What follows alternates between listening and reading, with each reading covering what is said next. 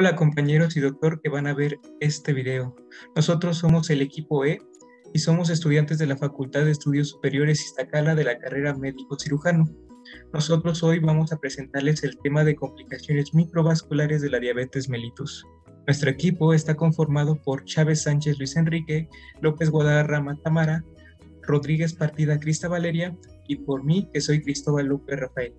En esta exposición vamos a abordar primero una introducción sobre las complicaciones microvasculares y posteriormente vamos a ver cada una de las patologías de las lesiones microvasculares. Bien, las complicaciones microvasculares también se pueden conocer como microangiopatía diabética y van a ser el resultado de la combinación entre dos mecanismos fisiopatológicos que están estrechamente relacionados con la diabetes mellitus. Estos factores son metabólicos y hemodinámicos. De acuerdo al sitio de afección, se pueden clasificar si afectan en el ojo en retinopatía diabética, que se puede clasificar también en proliferativa y no proliferativa. Si afecta el riñón, puede nombrarse como nefropatía diabética. Si afecta a los nervios periféricos, se va a denominar neuropatía diabética y esta puede ser sensitiva motora y autonómica. Para entender la fisiopatología de las lesiones microvasculares, debemos enfocarnos en los dos factores que ya había mencionado, que son los factores metabólicos y los factores hemodinámicos. Dentro de los factores metabólicos está la hiperglucemia. El aumento de la glucosa en sangre puede generar diferentes aberraciones en el metabolismo de las células, como por ejemplo el aumento de la vía de los polioles o vía del sorbitol. Nosotros sabemos que normalmente la glucosa entra a la célula mediante los GLUTs o por transportadores transmembranales independientes de insulina, que utilizan el gradiente de concentración para así meter a la glucosa en la célula. Cuando existe una hiperglucemia también puede haber un aumento de la glucosa intracelular. Entonces, cuando esta glucosa se encuentra dentro, se va a encontrar a una enzima llamada aldosa reductasa que la va a convertir en sorbitol. Y gracias a otra enzima que se llama sorbitol deshidrogenasa, la va a convertir el sorbitol en fructosa. Todas estas enzimas van a generar una reducción del NADPH, creando así NADH. El NADH puede generar que la glucosa se vaya por otra vía metabólica, generando o creando el diacilglicerol, también conocido como DAG. El diacilglicerol puede activar a la proteincinasa, que su trabajo es fosforilar diferentes enzimas. En el caso de los capilares puede activar a la endotelina 1 y esta va a generar una vasoconstricción, que es el principio de las lesiones microvasculares. También va a afectar a los eritrocitos en cuanto a su forma. Otra de las cosas que puede hacer la proteincinasa es la activación de factores. Uno de ellos es el factor de crecimiento B, el factor de crecimiento endotelial vascular, que en conjunto van a recrear una remodelación de estos capilares afectados, pero el problema es que esa remodelación en los vasos va a generar que pierdan sus características de vasodilatación y vasoconstricción.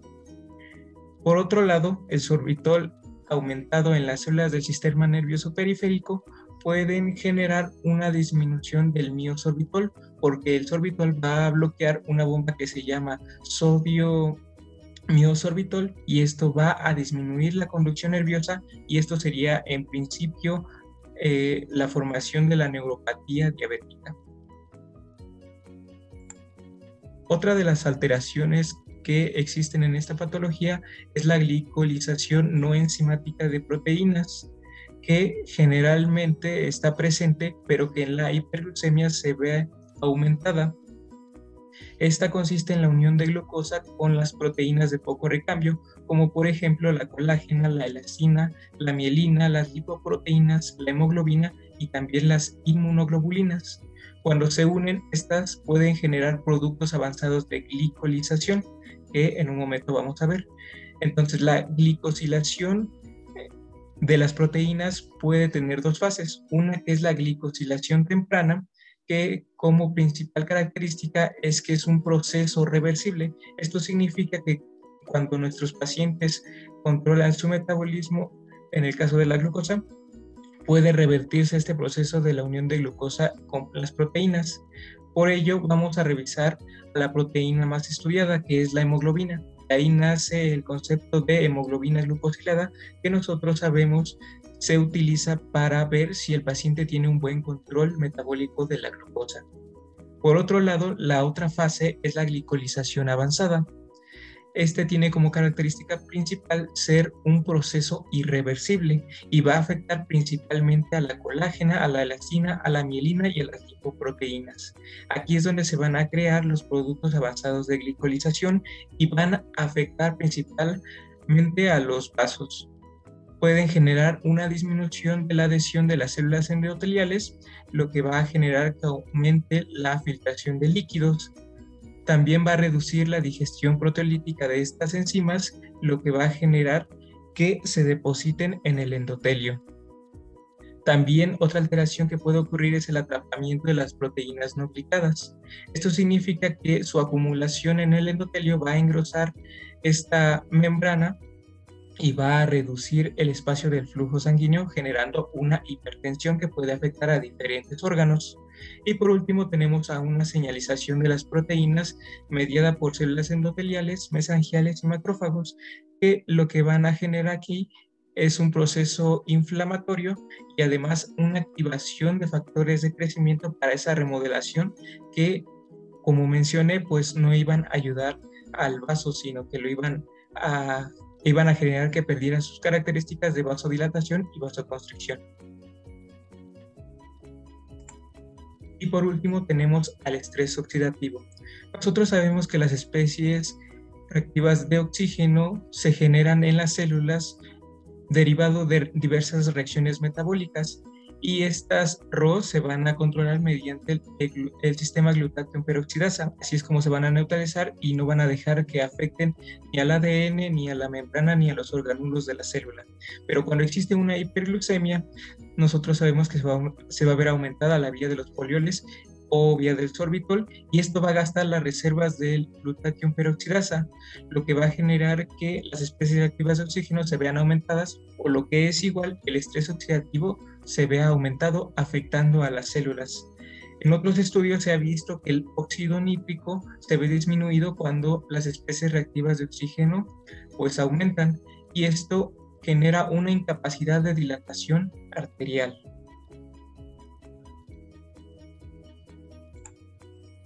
Y bien, aquí ya tenemos una imagen que resume todo lo antes dicho y que complementa o une a ambos factores, tanto los metabólicos como los hemodinámicos. Recordemos que los metabólicos son la hiperglucemia, que va a generar la glucosilación avanzada y la activación de enzimas como la exosamina, la proteína sinasa, y va a aumentar la vía de los folioles. En el caso de los factores hemodinámicos va a incrementar la activación de endotelina y por ende se va a crear un incremento de la presión sistémica. Todos estos factores en conjunto van a crear las patologías de las lesiones microvasculares, que son la neuropatía, la nefropatía y la retinopatía diabética. Y pues eso sería toda la introducción de las lesiones microvasculares. Ahora vamos a comenzar a hablar acerca de la retinopatía diabética.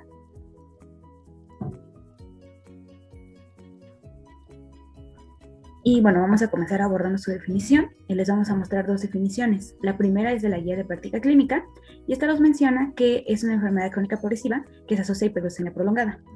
Esta enfermedad lo que va a hacer es que va a producir dilataciones oculares en los capilares venosos cercanos a zonas de pobre perfusión, que pues a su vez estos van a constituir los primeros cambios oftalmoscópicos de esta patología. Como bien pueden ser microaneurismas, cortocircuitos arteriovenosos, oclusiones microvasculares y neovascularización. Por otro lado, tenemos la definición de la ADA 2021. Esta definición es más simple, más concreta, y nos marca que es una complicación vascular muy específica de diabetes tipo 1 y tipo 2. Y bueno, esta está relacionada tanto con la duración de la diabetes como con el nivel de control glucémico. Es muy importante tener en cuenta estas dos cosas, que son la duración de la diabetes y el control glucémico, porque lo vamos a retomar más adelante.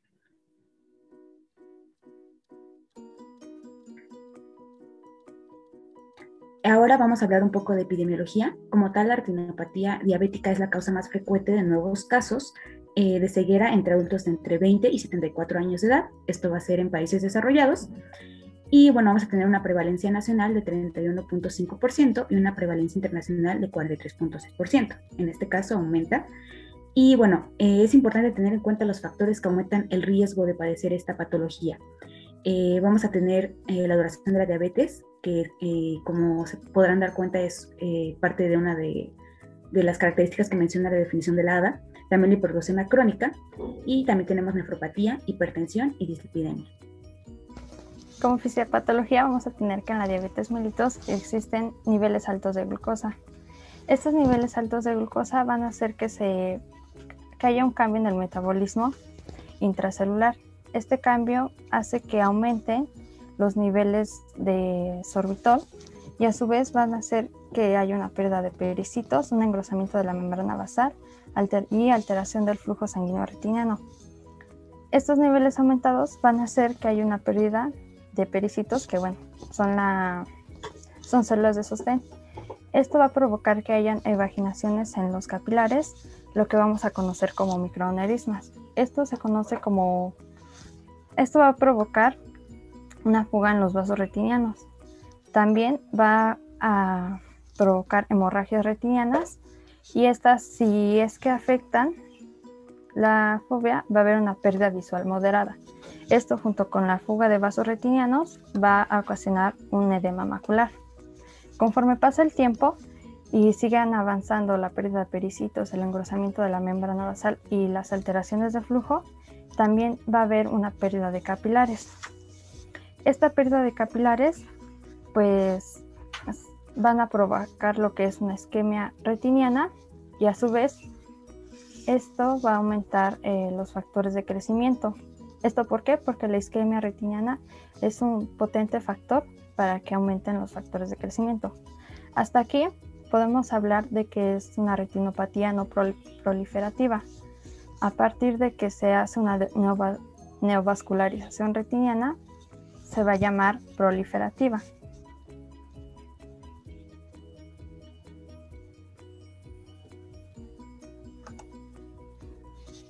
Ahora sí, cuando existe la neovascularización retiniana, vamos a tener que se va a crear una fibrosis vascular. Esta fibrosis vascular va a ocurrir porque la neovascularización va a ser un proceso como cualquier otro de cicatrización que ocurre en el cuerpo y al hacerse esta fibrosis va a ejercer fuerza contra la retina haciendo una tracción. Esta tracción puede provocar un desprendimiento de retina, lo cual puede ocasionar una grave pérdida visual.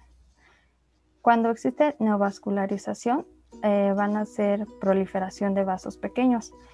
La diferencia es que estos pequeños vasos van a ser muy frágiles, entonces va a existir mayor hemorragia vítrea y esto va a ser una pérdida visual leve o grave. También cuando existe neovascularización de iris, existe un glaucoma neovascular y este puede provocar una pérdida de la visión grave. Entonces, a partir de aquí ya es proliferativa.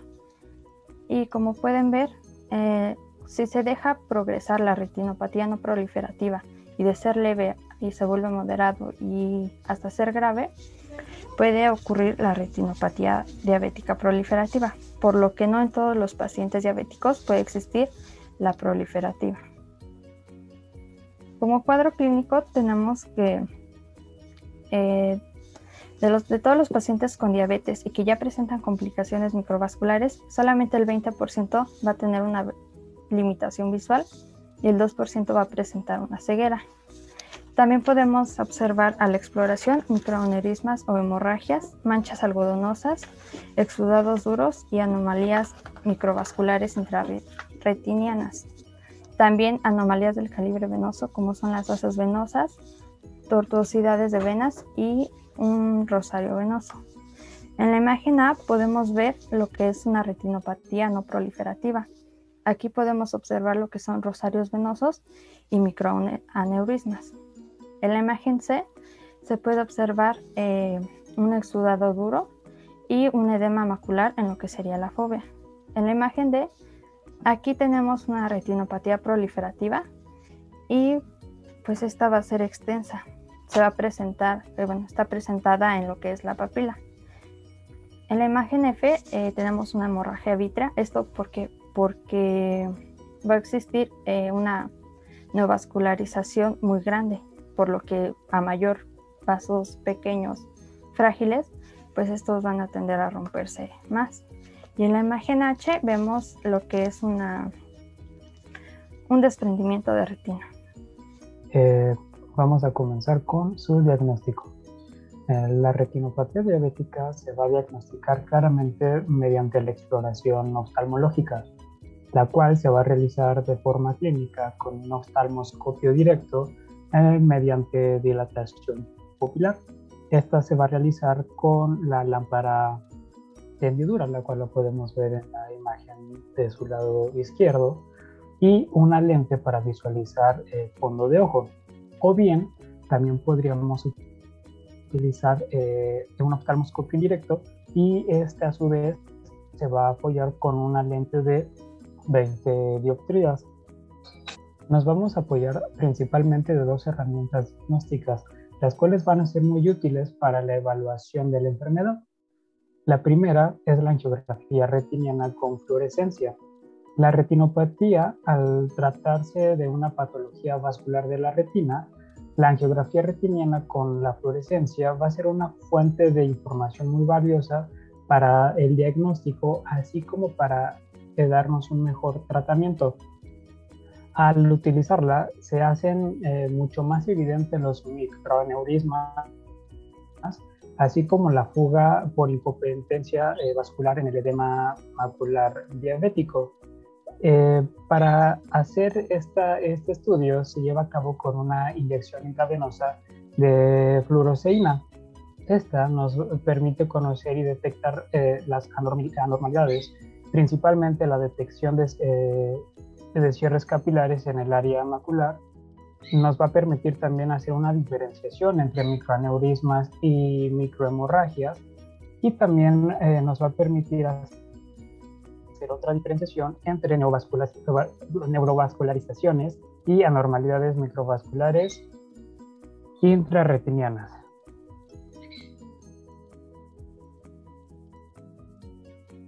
En la imagen del lado izquierdo podemos observar una angiografía de retina con fluoroseína, en la cual se observan abundantes puntos hiperfluorescentes. En este caso se observan como puntos más blancos de lo normal.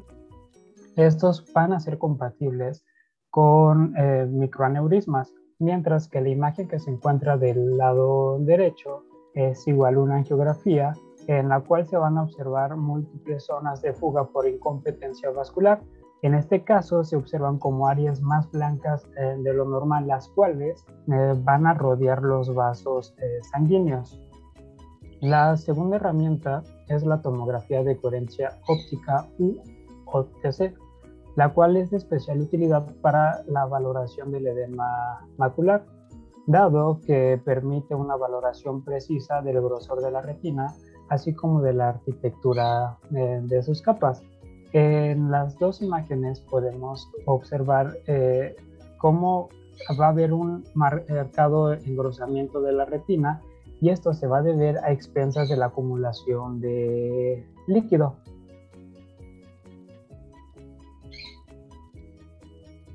Bien, para poder realizar los estudios de manera adecuada, se tiene que rastrear las neovascularizaciones con el oftalmoscopio directo.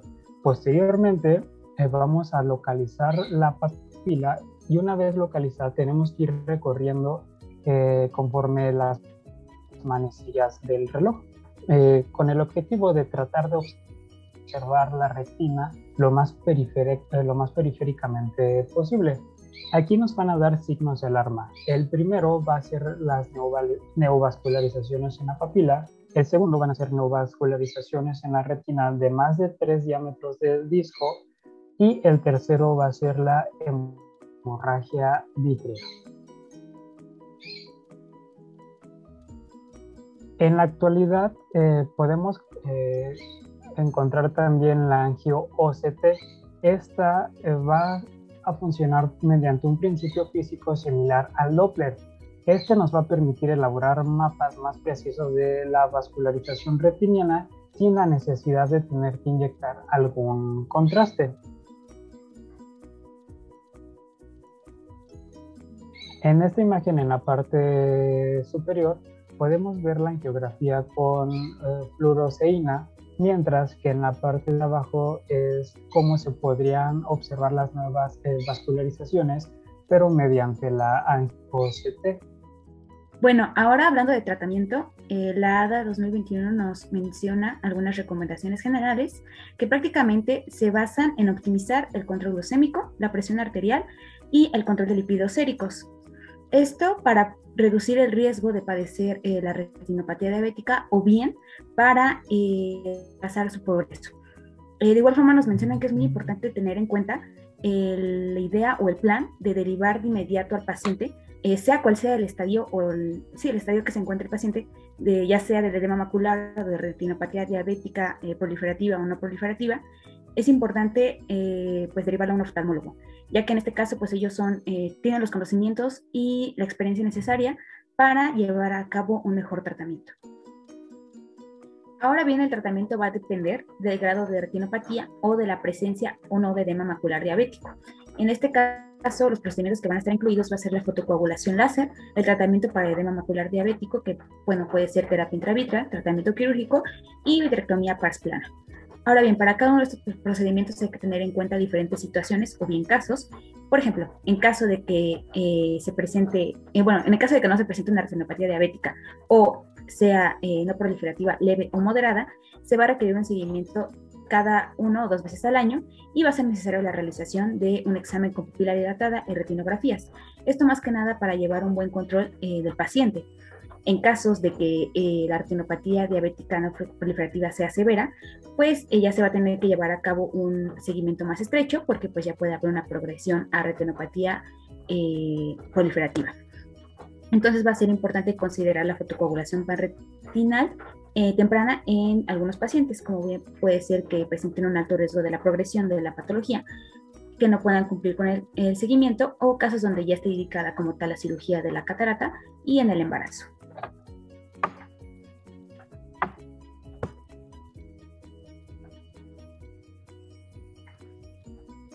Ahora bien, en casos con retinopatía diabética proliferativa, va a ser importante, en este caso el tratamiento va a ser la fotocoagulación panretinal y de igual forma ya se va a poder considerar el tratamiento con intravítrea de antiangiogénicos. Más adelante vamos a ver qué es lo que realizan, en qué consiste este tratamiento, y este debe de ser considerado si se aumenta la neovascularización retiniana y o aparece neovascularización a nivel del iris. También si existe un fallo en la regresión de la neovascularización retinal, si en caso de que se presente una nueva hemorragia vítrea o en caso de que se presenten nuevas áreas de neovascularización.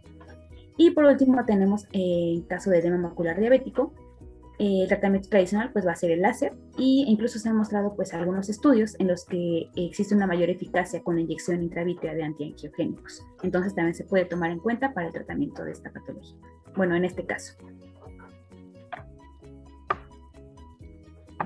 Como ya vimos anteriormente en la fisiopatología, van a estar implicadas citoquinas como el factor de crecimiento endotelar vascular, que pues estos lo que van a hacer es que, van a ser los responsables de la angiogénesis y del aumento de la permeabilidad vascular. Entonces ya se han desarrollado algunos agentes que van a bloquear los efectos de este factor y pues a su vez lo que va a bloquear la angiogénesis a nivel ocular. La bibliografía nos menciona los antiangiogénicos intravítreos, estos van a ser por dosis intravítrea, y tenemos al bevacizumab, este va a ser en dosis de 1.25 miligramos, el ranibizumab, que va a ser en dosis de 0.3 a 0.5 miligramos, y por último el aflibercept, que va a ser en dosis de 2 miligramos. Bien, ahora vamos a continuar con otra patología que es la nefropatía diabética. Esta se va a definir como una complicación grave de la diabetes mellitus. Considera que es la más grave y se va a caracterizar principalmente por un daño microvascular al glomérulo del riñón, generando lo que se conoce como la enfermedad renal crónica.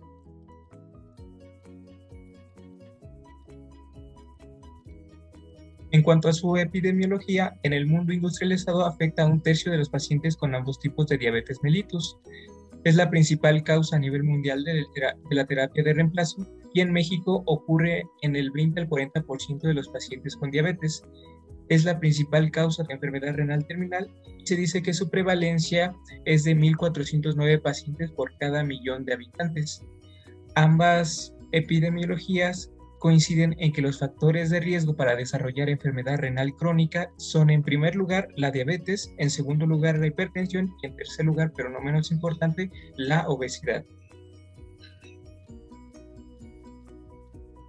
Ahora, para comprender la fisiopatología de la nefropatía diabética debemos saber que tiene diferentes estadios evolutivos que se van a dividir en 5 y van a tener como característica un progreso en años de la enfermedad. Cada uno va a tener sus características propias, al igual que una alteración en la filtración glomerular y puede o no haber una alteración en la albuminuria.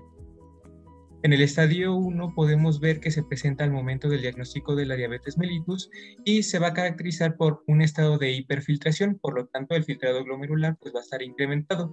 La albúmina en este caso puede estar presente en forma episódica, pero puede ser reversible con un buen control metabólico. Esto es muy importante.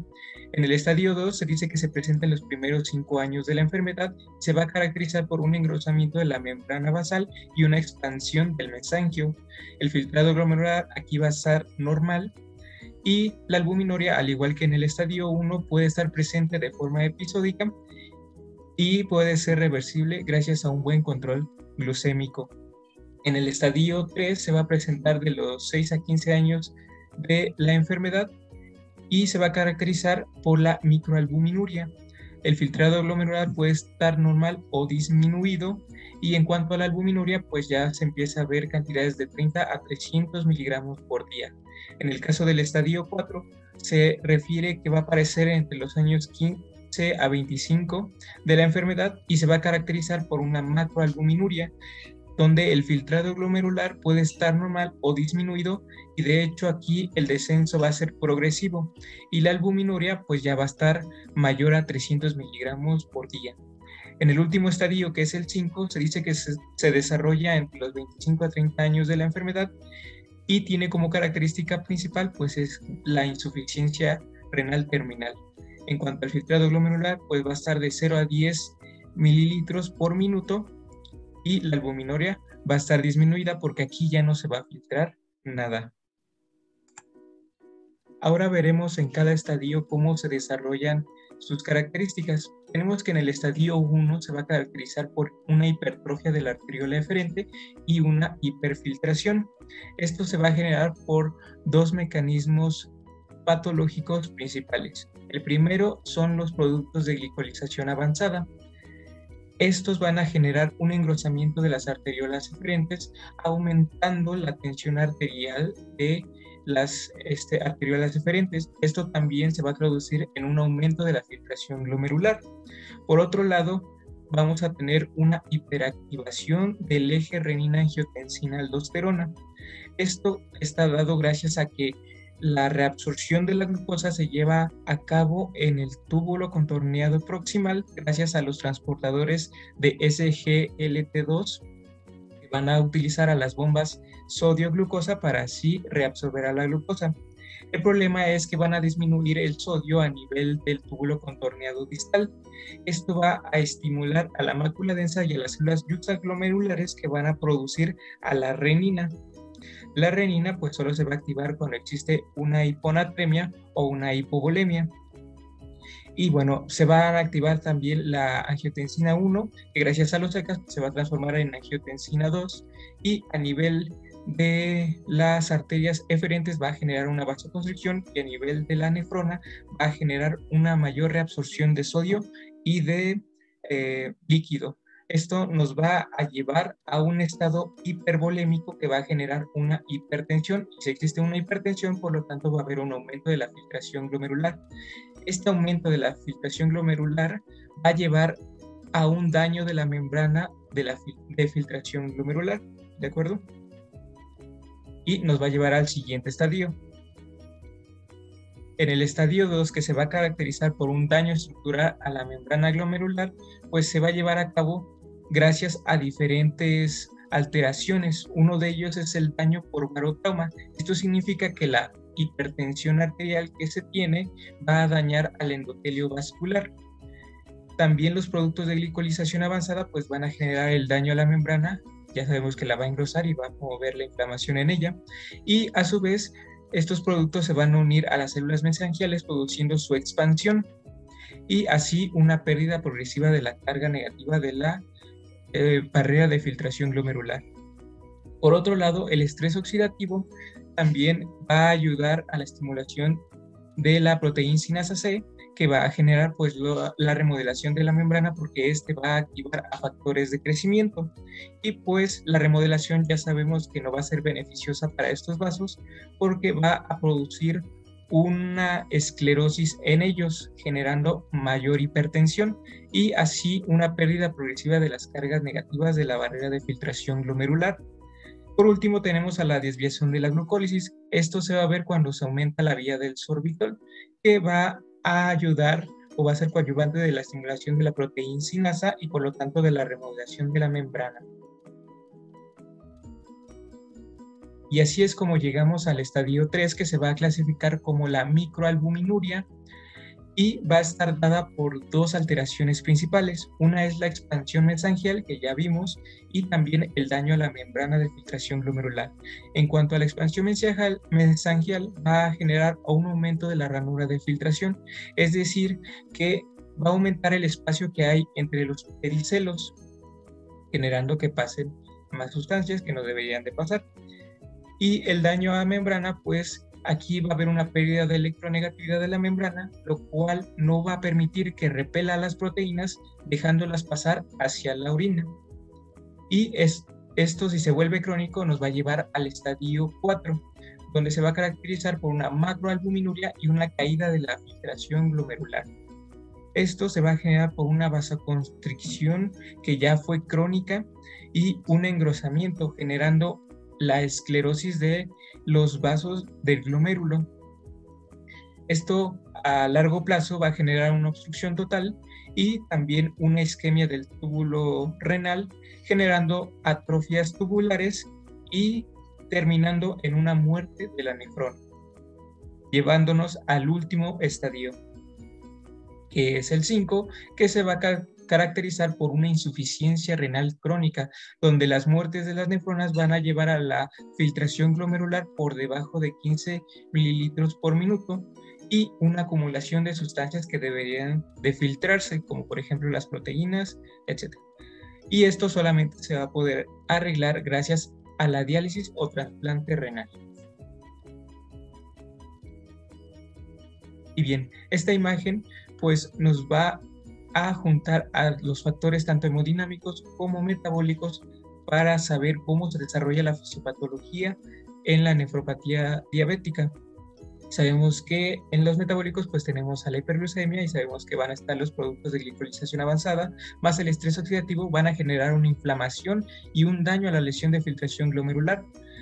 Si este daño se vuelve crónico, pues va a generar también una activación de factores de crecimiento, generando una reparación o una remodelación de estas arterias, pero esta remodelación, recordemos que va a formar una glomerulosclerosis porque no va a tener las características que solía tener, y pues eso nos puede llevar a una atrofia tubular y a la inminente muerte de la nefrona.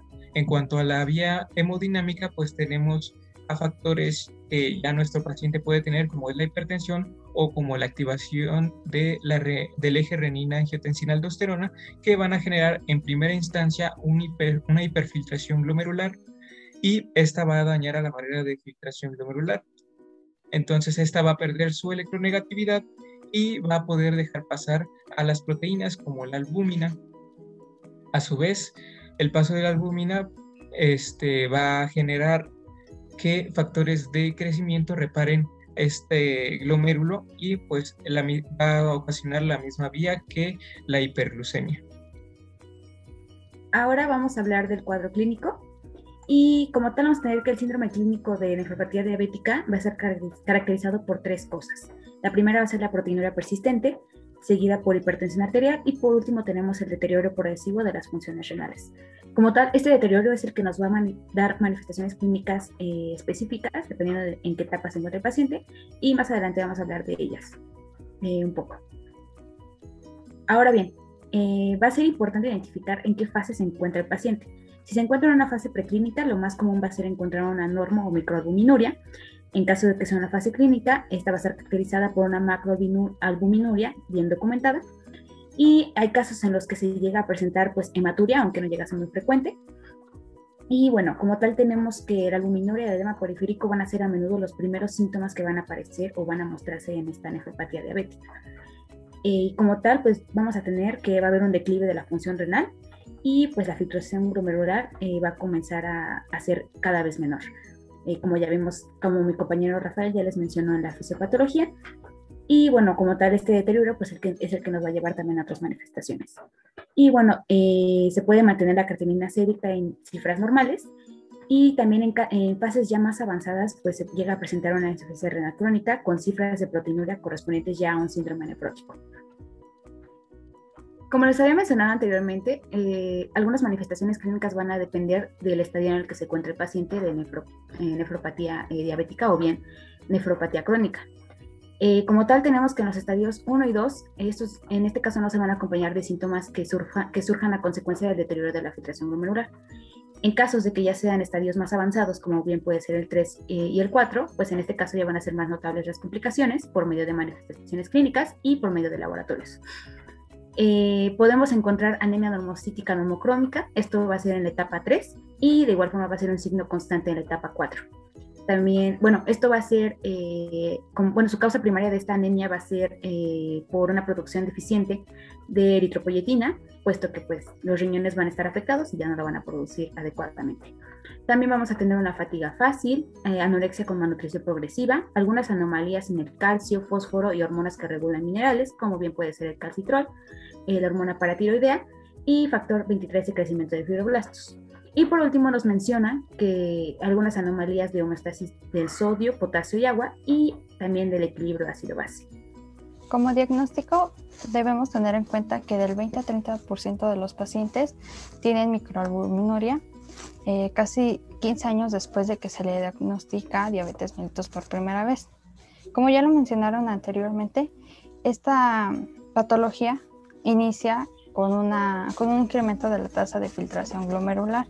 Después regresa a la normalidad de esta tasa y finalmente continúa disminuyendo hasta que se llega a una proteinuria. Esta mayor a 1 gramo sobre metro cuadrado sobre decilitro. Para tener la evaluación del paciente debemos incluir la estimación del filtrado glomerular. Esto pues con distintas fórmulas y ya podemos ocupar la de nuestra preferencia. También se ocupa un sedimento de orina y determinación de albuminuria en una muestra simple de orina. Bueno, para hacer el cálculo de índice albúmina-creatinina se debe de tomar una muestra de orina. Esta debe ser matutina. Los índices normales de albúmina son menores de 30 microgramos sobre miligramo. Se dice que es anormal cuando este índice va de 30 a 300. Para poder determinar un diagnóstico de microalbuminuria necesitan que 2 pruebas matutinas salgan anormales en un periodo de 3 a 6 meses. También tenemos que si este paciente presenta hipervolemia, hipertensión arterial, acidosis metabólica, hiperpotasemia, hiperfosfatemia, hipocalcemia, anemia o trastornos minerales, pues ya está en riesgo de que presente una enfermedad renal crónica terminal. Bueno, también podemos clasificar si este paciente ya tiene una enfermedad renal crónica. ¿Esto cómo? Pues con la albúmina que ya medimos anteriormente y con la tasa de filtración glomerular. ¿Esto por qué? Porque debemos de saber en qué estadio se encuentra nuestro paciente y si tiene un riesgo bajo, moderado o alto, y con esto pues ya nos podemos guiar hacia un tratamiento adecuado. También podemos clasificar la nefropatía con base al a la filtración glomerular. En esta van a haber 5 etapas, como ya las habían comentado anteriormente en fisiopatología. En la etapa 1, la tasa de filtración va a estar por arriba de 95. En la etapa 2 va a ir de 60 a 89. En la etapa 3 se va a dividir en A y en B. En la 3A va a haber una tasa de filtración de 45 a 59. En la 3B de 30 a 44. En la 4 de 15 a 20. Y en la etapa final, o etapa 5, va a ser menor a 15. También de acuerdo a la microalbuminuria, se puede clasificar cuando aún no es una etapa de nefropatía y cuando es nefropatía temprana o cuando ya es clínica. Se dice que no es etapa de nefropatía cuando la recolección de orina en la mañana es menor a 30 y la de 24 horas también es menor a 30, y cuando la recolección de orina es nocturna debe de estar menor a 20. Nefropatía temprana es cuando esta recolección en matutina es de 30 a 300, la del 24 horas igual es de 30 a 300 y la nocturna que sea de 20 a 200.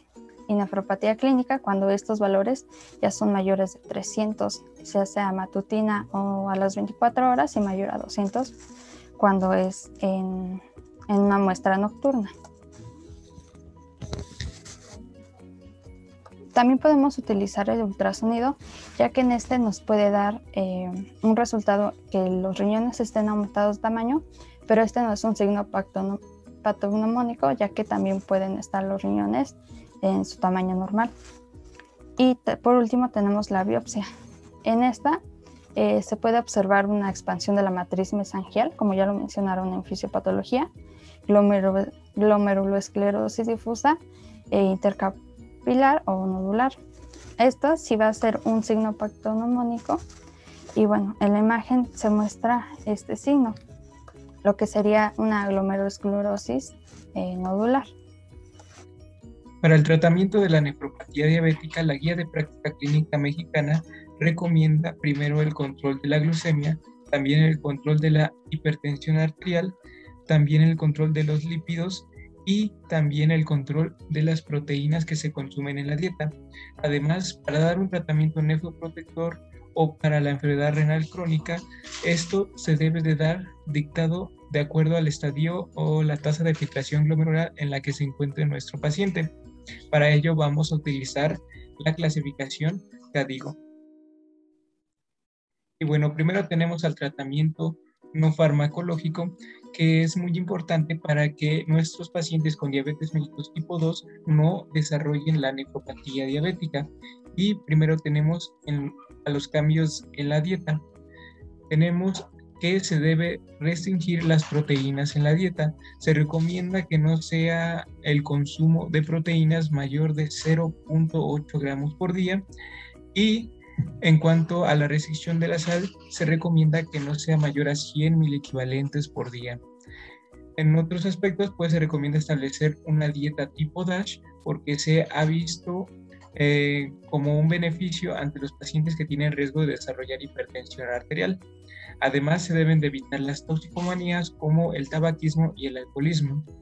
En cuanto al ejercicio, se debe de mantener un peso en los rangos de IMC normal, como lo es menor de 25. Y se debe implementar ejercicios de 30 minutos al día, mínimo 5 días a la semana, y este debe de ser de tipo anaeróbico y debe de ser regular. En esta imagen nos muestra cómo es la dieta tipo DASH y las cantidades que debemos de consumir de cada cosa diario. Para el tratamiento farmacológico, en cuanto al control de la glucemia, la Guía de Práctica Clínica Mexicana recomienda que todos los fármacos utilizados se deben modificar de acuerdo a la tasa de filtración glomerular, ya sea modificar su dosis o suspender su administración. Tenemos como ejemplo a la metformina, ya que es el tratamiento de primera elección en el control de la glucemia. Los algoritmos de esta guía de práctica clínica nos recomiendan que si existe una insuficiencia renal o una tasa de filtración glomerular menor de 30 mililitros por minuto, se ha suspendido la metformina y se ha utilizado los inhibidores de SGLT2 o los inhibidores de la DPP4. Bueno, esta es la continuación de la tablita anterior, donde podemos ver todos los fármacos y sus indicaciones cuando exista nefropatía. Esta sigue siendo la continuación para que la revisen.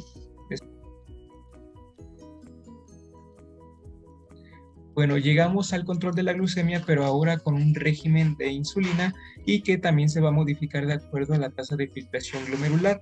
La guía de práctica clínica nos recomienda que se debe utilizar la insulina humana de acción intermedia NPH cuando exista una tasa de filtración glomerular menor de 30 mililitros por minuto y que si esta tasa de filtración glomerular llega a menos 45 mililitros por minuto, ya se debe de pensar en cambiar a insulina tipo glargina. Y esta tabla es como la anterior de los medicamentos, que también nos indica las consideraciones cuando existe nefropatía. Y estos son los otros tipos de insulina que también tienen sus indicaciones. Por otro lado, también debemos de controlar la hipertensión arterial si nuestro paciente lo tiene. Y se recomienda que tanto en pacientes con normoalbuminuria y diabetes mellitus tipo 2 y en los pacientes con microalbuminuria y diabetes mellitus tipo 2 se indique IECAS o ARAS. Esto porque tienen un efecto nefroprotector. Dentro de los IECAS pues tenemos al enalapril y el captopril y dentro de los ARAS está el losartán y el candesartán. En estas tablitas viene su dosis, cada cuánto se debe indicar y su vida media. También se debe recomendar a los pacientes con nefropatía los diuréticos. En el caso de un paciente que tenga una tasa de filtración glomerular mayor a 30 mililitros por minuto, se le deben indicar diuréticos tiacídicos como la hidroclorotiazida, con una dosis de 25 a 100 miligramos por día. Si el paciente tiene una tasa de filtración glomerular menor de 30 mililitros por minuto, se les debe indicar los diuréticos de ASA, como la furosemida, con una dosis de 20 a 80 miligramos cada 24 horas.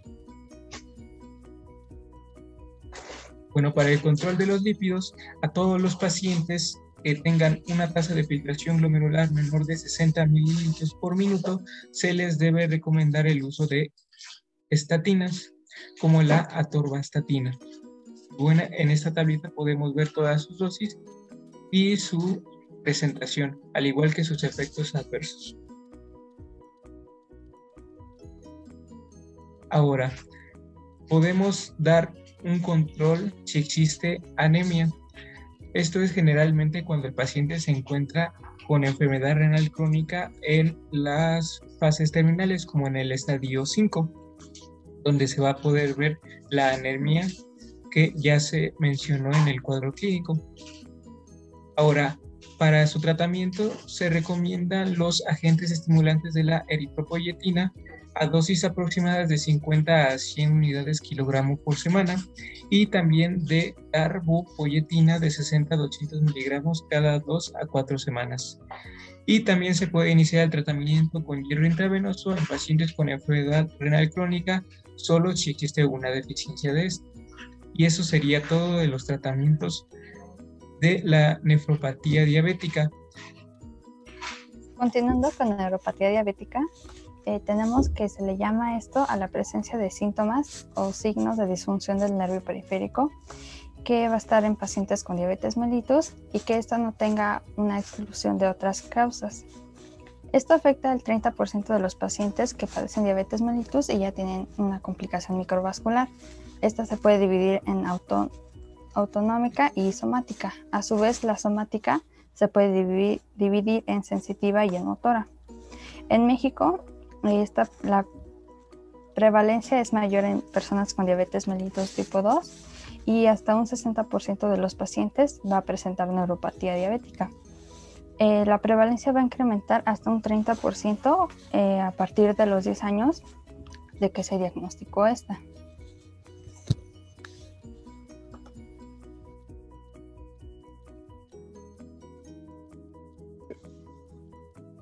Bien, ahora vamos a hablar sobre su fisiopatología.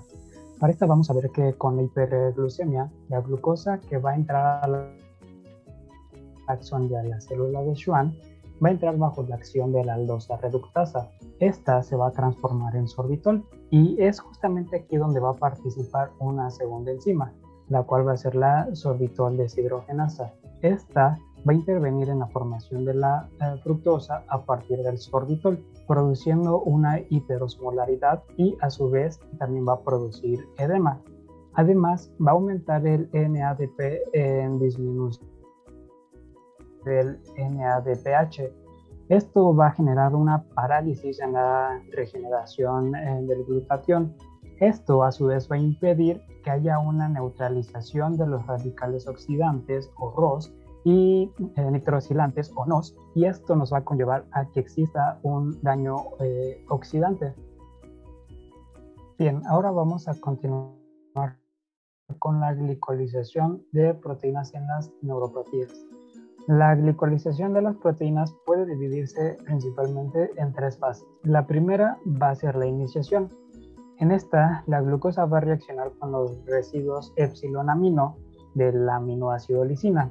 Estos van a formar una base de Schiff, la cual se va a transformar en un producto Amadori. Un ejemplo del producto Amadori es la hemoglobina glucosilada o también llamada hemoglobina glicada. El producto Amadori va a tener dos destinos. El primero va a ser si la glucosemia se normaliza. Si eso sucede, se va a hacer una desglucolización y va a desprender una molécula de la proteína, pero esa proteína no va a tener un daño. Sin embargo, la glucosa que fue desprendida no va a volver a ser otra vez glucosa, sino que se va a transformar en radicales libres oxidantes. El otro destino que puede tomar es si la hiperglucemia se mantiene de forma persistente. En este, el producto Amadori va a sufrir otra vez de nuevas oxidaciones. En la segunda fase va a ser la de propagación. En esta va a comenzar con la formación de los dicarbonilos glioxal y 3-deoxiglucosona. Estos son productos de la desglucolización y estos son potentes agentes oxidantes. Por último, tenemos a la fase 3, la fase AG, donde los productos de glicolización avanzada van a comenzar con la unión de la pirralina y la N-carboxilisina con una segunda proteína, y una vez que se unen van a formar AGEs no fluorescentes, y esos a su vez van a formar unos puentes llamados Gold y puentes Gold, con los que se va a alterar irreversiblemente las estructuras terciarias y cuaternarias de las proteínas.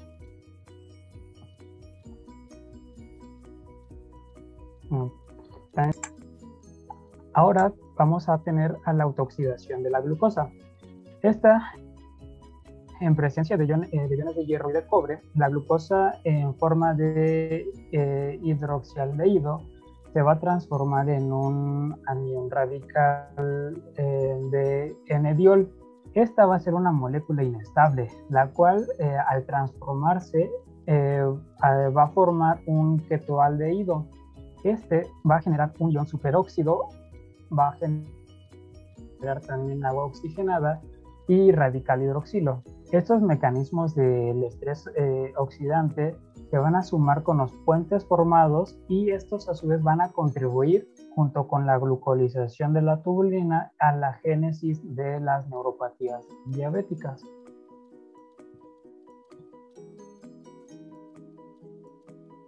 Bien, vamos a pasar al cuadro clínico de la neuropatía diabética.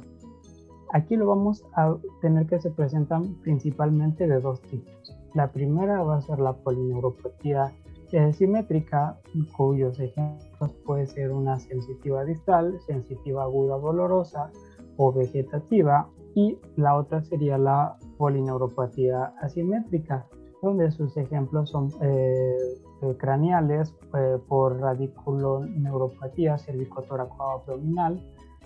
También va a ser focal de las extremidades, se va a ver por atrapamiento, y proximal lumbosacra.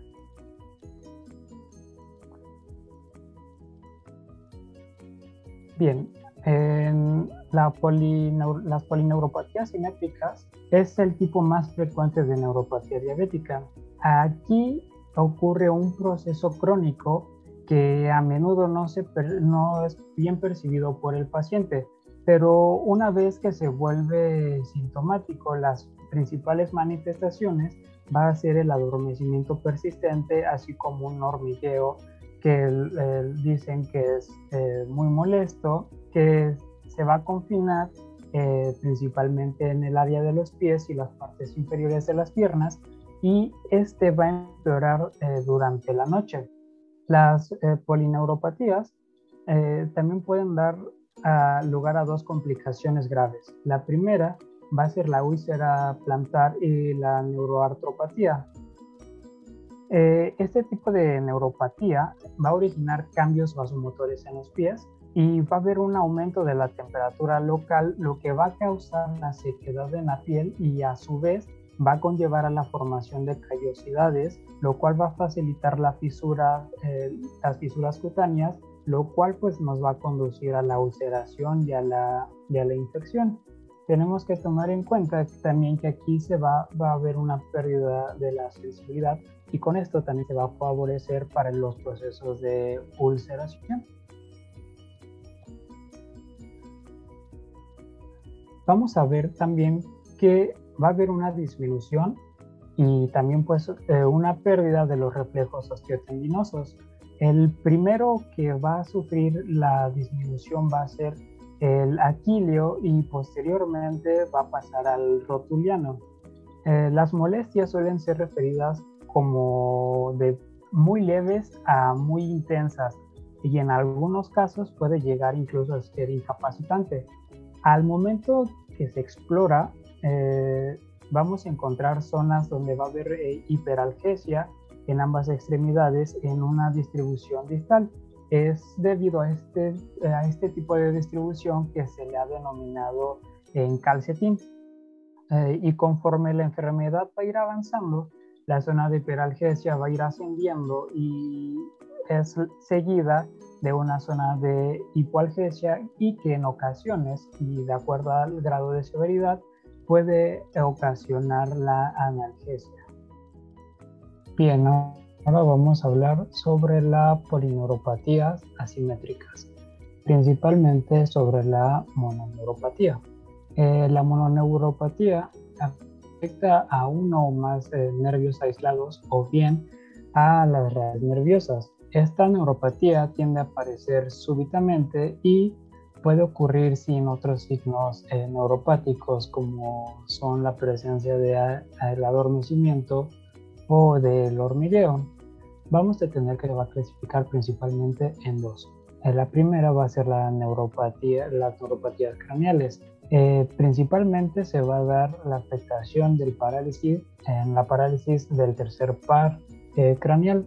Este se va a acompañar de un dolor periorbitario, de ptosis y paresia de los músculos oculares con diplopía. Sin embargo, va a mantener conservada la contracción pupilar.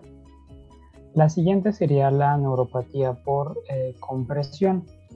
Esta va a afectar principalmente al nervio mediano en la muñeca, también va a afectar al cubital en el codo y al nervio femorocutáneo perteneciente a la cintura.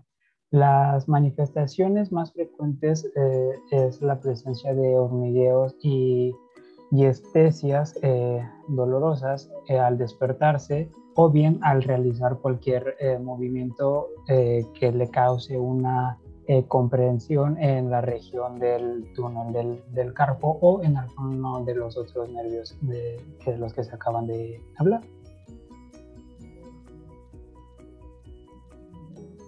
Posteriormente tenemos a la amiotrofía diabética. Esta es una neuropatía múltiple y dolorosa, es también asimétrica, y esta se presenta en mayor frecuencia en pacientes adultos mayores. Es una complicación de larga evolución.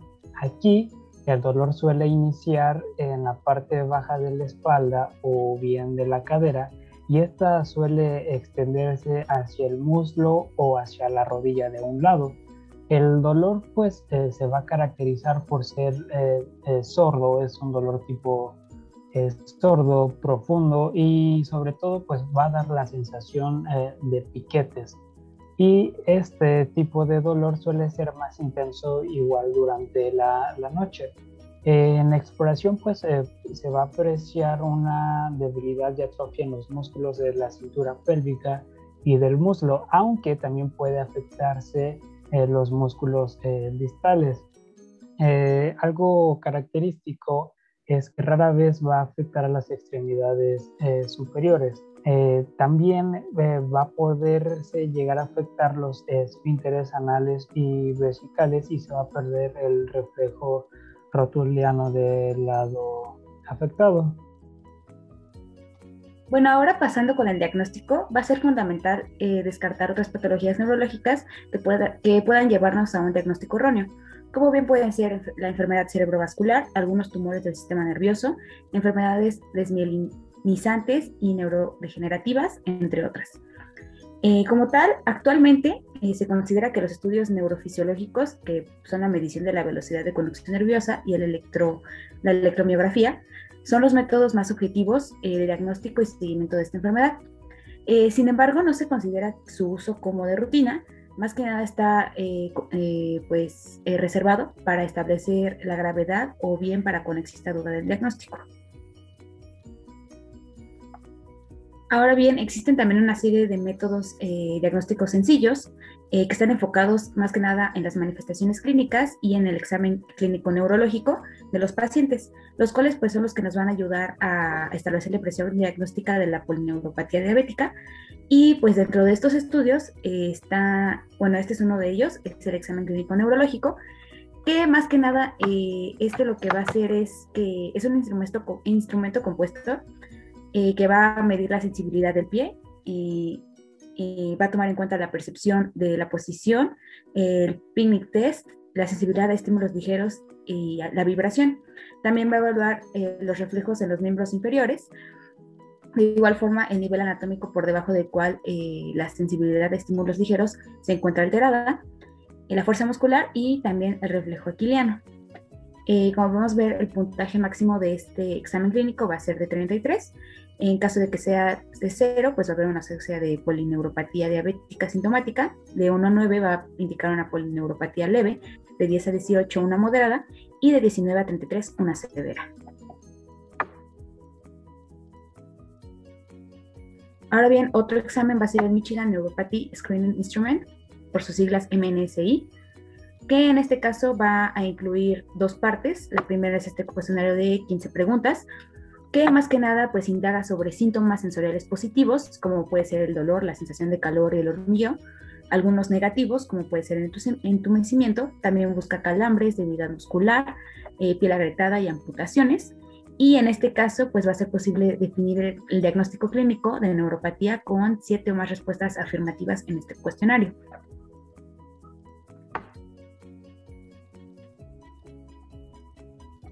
Ahora bien, la segunda parte va a ser este otro cuestionario, que pues en el examen físico debe realizarse en ambos pies y el puntaje máximo va a ser de 8. Un puntaje mayor o igual a 2 va a ser positivo para polineuropatía diabética. Aquí, como podemos observar, se van a tener como ítems la apariencia del pie, se va a incluir deformidad, piel seca, infección o grietas, la ulceración, que va a dividirse en 4 grados, el reflejo aquiliano, otra vez, vibración, y también, si va a estar presente, reducida o ausente. Son los datos que se van a tomar en cuenta para esta exploración, este examen.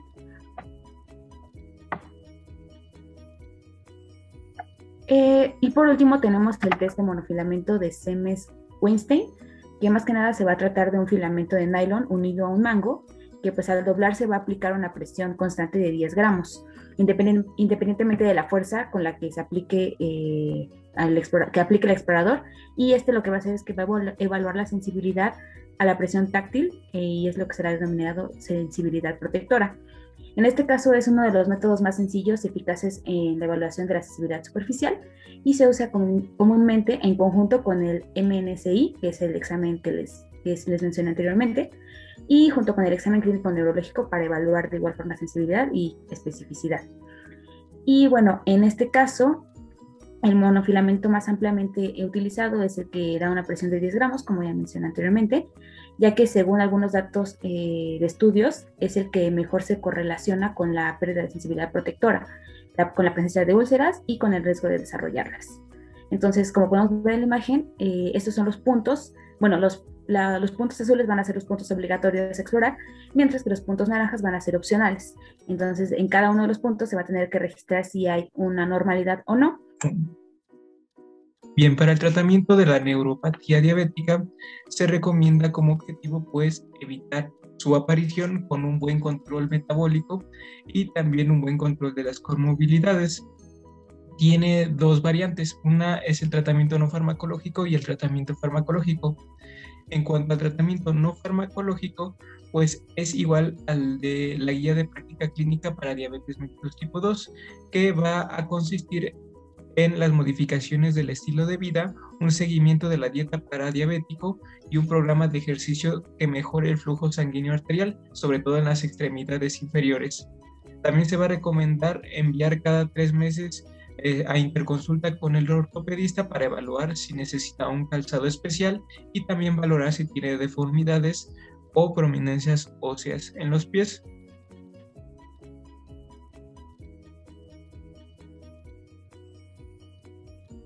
Y bien, el tratamiento farmacológico va dirigido hacia el dolor neuropático y tenemos 3 líneas de tratamiento. La primera línea consiste en antidepresivos tricíclicos e inhibidores de la recaptación de serotonina y también bloqueadores de canales de calcio. Los de segunda línea consiste en utilizar opioides menores y mayores, y la tercera línea consiste en utilizar anticonvulsionantes e inhibidores de la recaptación de dopamina.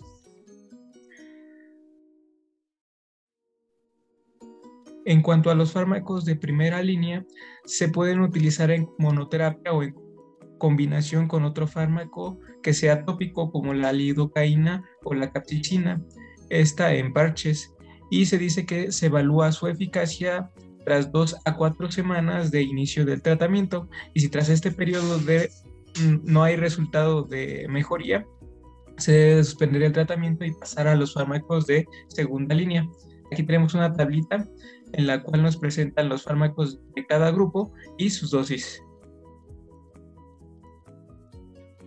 En el caso de los fármacos de segunda línea, se recomienda comenzar con un opioide débil como el tramadol, y si es necesario se puede sustituir por un opioide mayor.